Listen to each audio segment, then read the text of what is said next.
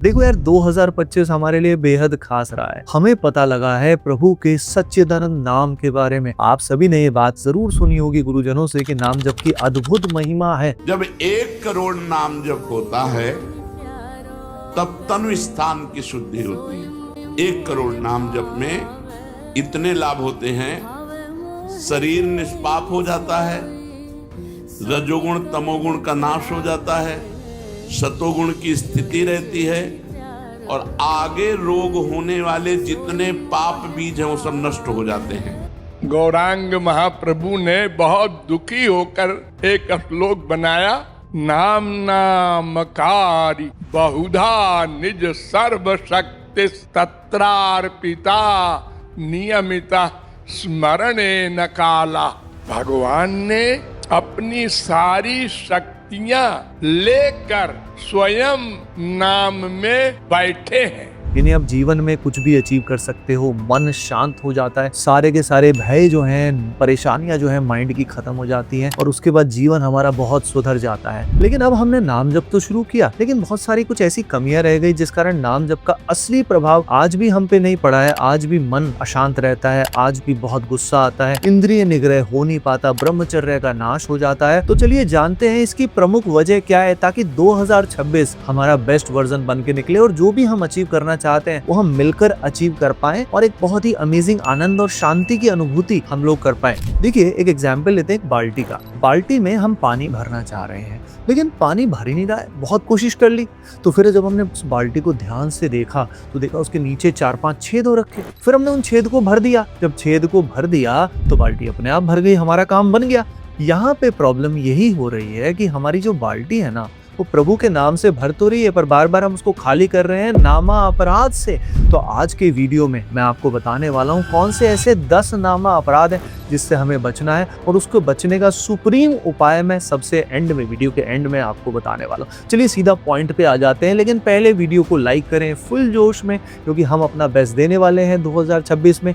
Plus एक link दिया हुआ है डिस्क्रिप्शन में एंड उसके अलावा पिन किया हुआ है कमेंट, वहां पे हम बना रहे हैं देश की सबसे बड़ी यूथ की कम्युनिटी जिसमें ब्रह्मचर्य का पालन करने वाले सभी लोग और नाम जप करने वाले सारे के सारे यूथ इकट्ठा हो रहे हैं। चलिए देखते हैं पहला नामा अपराध, वो है वैष्णव अपराध या साधु निंदा। देखिए जब हम साधु की निंदा करते हैं यानी भक्त की निंदा करते हैं तो ये बहुत बड़ा अपराध है, इसको मिटाना बहुत ही मुश्किल हो जाता है।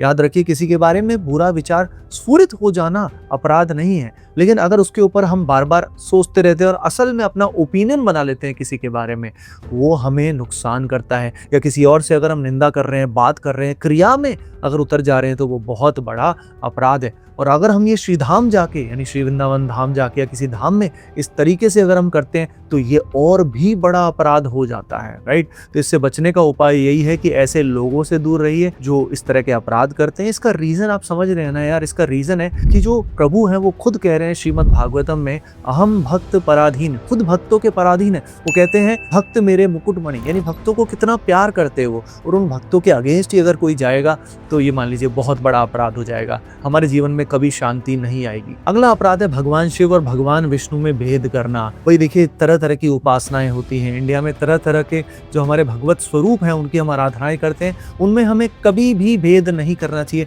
सब एक ही हमारे प्रभु के अलग अलग स्वरूप हैं। अगला नामा अपराध है अर्थवाद। अर्थवाद का मतलब ये है कि प्रभु के नाम की महिमा को हम बहुत कम मान रहे हैं और असल में सोचते हैं कि जो महापुरुष भगवान नाम की इतनी बड़ी महिमा बोल रहे हैं वो सिंपली एक भाव में या इमोशन में बोल रहे हैं, असल में एब्सोल्यूट ट्रुथ नहीं है। तो ये भी एक तरह का अपराध है। अगला अपराध है अनाधिकारियों को उपदेश करना। अनाधिकारी का मतलब क्या है, जो लोग बिलीवर्स नहीं हैं। फॉर एग्जाम्पल जो लोग नास्तिक हैं, जो भगवान में बिल्कुल नहीं मानते, अधर्म जो है वो गलत आचरण में है, ऐसे लोगों की संगति में अगर हम रहते हैं और हम उनको उपदेश देने की कोशिश करते हैं और बताने की कोशिश करते हैं, हमारे बिलीफ्स को एस्टेब्लिश करने की कोशिश करते हैं कि भगवान नाम की ये महिमा है, तो वहाँ पे हमारा पाप लगता है। हमें अनाधिकारियों को, नॉन बिलीवर्स को कुछ भी ज्ञान देने की आवश्यकता नहीं है। अगला अपराध होता है गुरु अवज्ञा। देखिए हम सबके गुरु गुरु होते हैं और गुरुदेव हमें कुछ आदेश देते हैं और वो आदेश जितना हो सके दिल से हमें पालन करना चाहिए। अगर हम उनकी अवज्ञा करते हैं तो वो भी एक नामा अपराध है। अगला अपराध जो हमसे बन जाता है वो है शास्त्रों की निंदा। भैया जो हमारे शास्त्र हैं, स्क्रिप्चर्स हैं, वो अपौरुष्य है, मतलब किसी नॉर्मल पुरुष के द्वारा बनाए गए नहीं है। ये भगवान के ही स्वरूप हैं, भगवत स्वरूप हैं और भगवान के अवतारों से ही ये प्रकाशित हैं। तो उनके एक नॉर्मल एक माइथोलॉजी समझना भी एक बहुत बड़ा अपराध है। अगला अपराध जो कॉमनली हम लोग कर लेते हैं वो है सम्य बुद्धि होना नाम जप में। हम नाम जप को किसी भी कर्म कांड या पुण्य की तरह ही ट्रीट करते हैं। हमें लगता है बस नाम जप से पुण्य मिल जाएगा, लेकिन नाम जप की महिमा किसी भी पुण्य से बहुत ज्यादा है। नाम जो है प्रभु का नाम, वो खुद ही भगवान का स्वरूप है जो हमारी जिह्वा पे आता है। तो भगवान नाम को किसी नॉर्मल कर्म कांड से या पुण्य से कंपेयर करना भी एक अपराध है। अगला अपराध है भगवान नाम में पाप बुद्धि, यानी भगवान नाम की आड़ में अगर हम पाप करना शुरू कर देते हैं और सोचते हैं भगवान नाम से पाप मिट जाएंगे, तो ऐसा नहीं होता है। भगवान को आप मूर्ख नहीं बना सकते हो। अगला अपराध जो बहुत कॉमनली हमसे होता है वो है प्रमाद, यानी आलस्य और इनअटेंशन की वजह से जब हम प्रभु का नाम ले रहे हैं, फॉर एग्जाम्पल उस समय कोई मूवी देख रहे हैं या टीवी देख रहे हैं, यानी विचार कुछ और ही अलग चल रहे हैं और हम यहाँ प्रमाद कर रहे हैं और साथ में माला लिए बैठे हैं या काउंटर लिए बैठे हैं। इस तरीके से नाम जप नहीं करना चाहिए। नाम जप जब हम करें तो ध्यान से करें, जिह्वा से लगातार करें, और जबरदस्ती का इनअटेंशन और प्रमाद करना, जबरदस्ती से कुछ और सोचना। देखो नाम जप करते करते विचार आ जाना अलग बात होती है, लेकिन जबरदस्ती कुछ सामने ऐसे देख रहे हो और फिर नाम जप कर रहे हो, that is not a good way. आइए अब जानते हैं जो जितने भी नामा अपराध होते हैं इसका सबसे बेसलाइन कहाँ है, क्योंकि हमारे दिमाग में ये आएगा सर इतने सारे नामा अपराध हैं, इनसे बचना तो बहुत कठिन होगा। तो इसका सबसे बेसिक रीजन होता है अहमता और ममता, यानी हमारे अंदर जो अहम है, जो अहंकार है कि मैं और मेरा, ये मेरा घर परिवार है, ये मेरा शरीर है।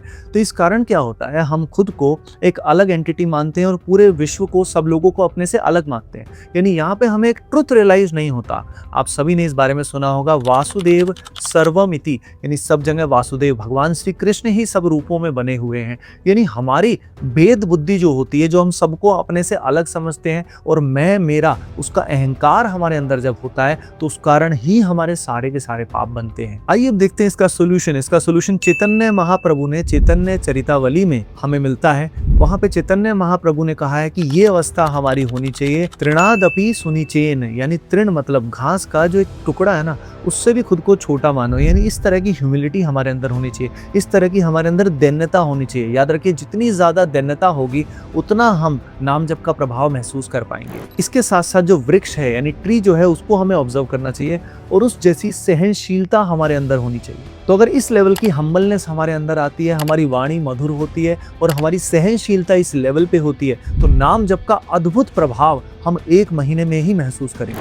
यानी ये जो 30 डे ब्रह्मचर्य चैलेंज हम लोग लेकर आए हैं, उसके साथ अगर आप नाम जप भी करते हैं तो ये अगले 30 दिन आपका गेम चेंज कर देंगे और 2026 आपकी जिंदगी का बेस्ट ईयर रहने वाला है। सो गाइस, ये वीडियो आपको कैसा लगा कमेंट सेक्शन में यार मुझे जरूर बताइएगा। मैं आपके कमेंट्स की वेट जरूर करूंगा। मिलते हैं नेक्स्ट वीडियो में। सभी को bye bye, take care, love you all. सभी को राधे राधे।